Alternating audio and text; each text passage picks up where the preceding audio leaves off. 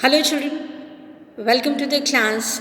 Today also we will continue with the 8th chapter, The Hack Driver, from the book Footprints Without Feet. In the previous video, we had seen that a young lawyer was sent to New Orleans in order to serve summons on Oliver Lutkins, who was wanted as a witness in a legal case. At the railway station, he met a hack driver who offered to help him in finding Lutkins. So let's read and find out if he is able to find Oliver Lutkins or not.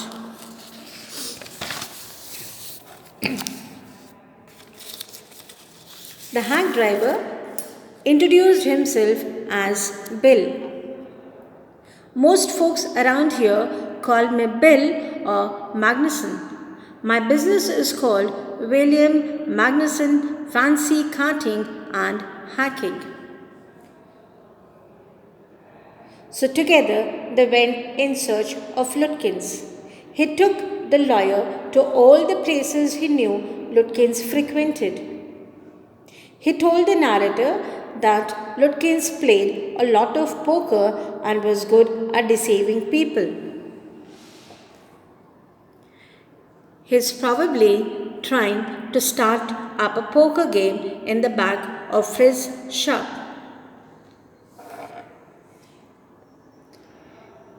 He never pays anybody a cent.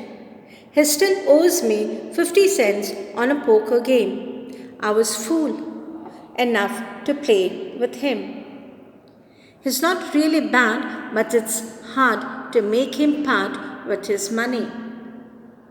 So he told that Lutkins owed him 50 cents on a poker game. So it was possible that he was playing poker in the back of his shop. He suggested that the narrator should keep out of sight behind him and allow him to go into the shop and ask for Lutkins. He feared that if Lutkins saw him, he would be suspicious and get away from the narrator. If you try to collect from him in those fancy clothes, he will be suspicious and get away from you. If you want, I'll go into Frizz and ask for him, and you can keep out of sight behind me. The narrator was very much impressed by Bill's suggestion. I loved him for this. Bill led me into Fritz. Have you seen Oliver Lutkins around today? Friends of his looking for him, said Bill cheerily. Fritz looked at me, hiding behind Bill. He hesitated and then admitted yes. He was in here a little while ago. Guess he's gone over to Gustav's to get a shave.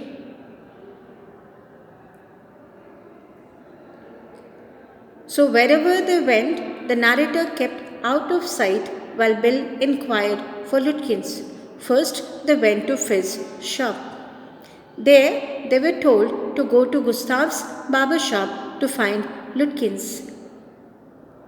They were told that Lutkins was seen walking down the main street. We drove to Gustav's barber shop. Again, Bill went in first, and I lingered at the door.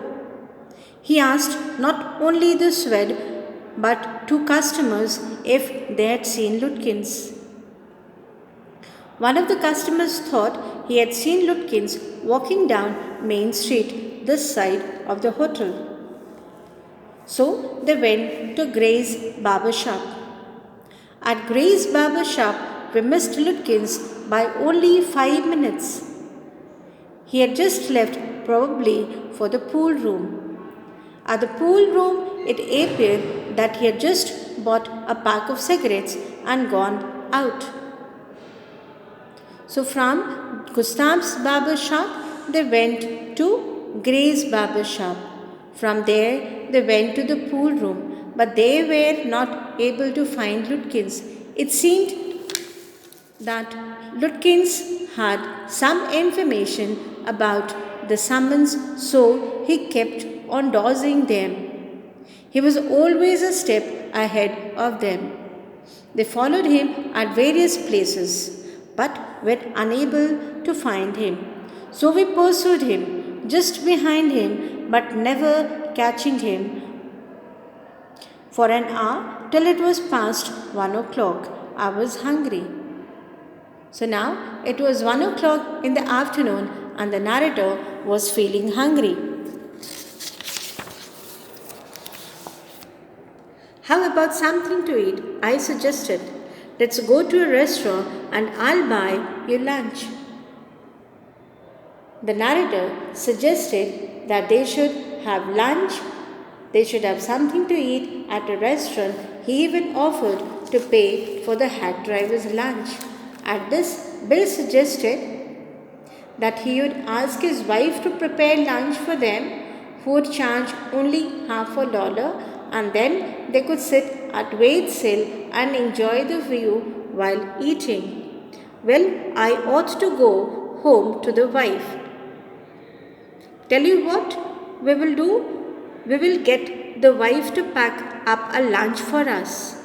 She won't charge you more than $50. And we will go up to Wade's Hill and enjoy the view while we eat. The hack driver told the narrator everything about New Orleans.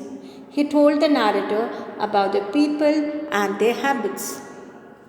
He described the minister's wife who sang the loudest in the church when she was most in debt. He commented on the boys who came back from college in fancy clothes.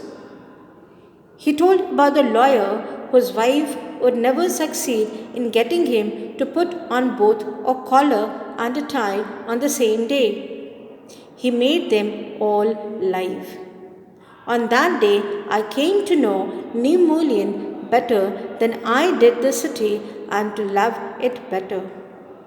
So the narrator was very much impressed by the hack driver. From his adventures, he had brought back a philosophy of simplicity and laughter.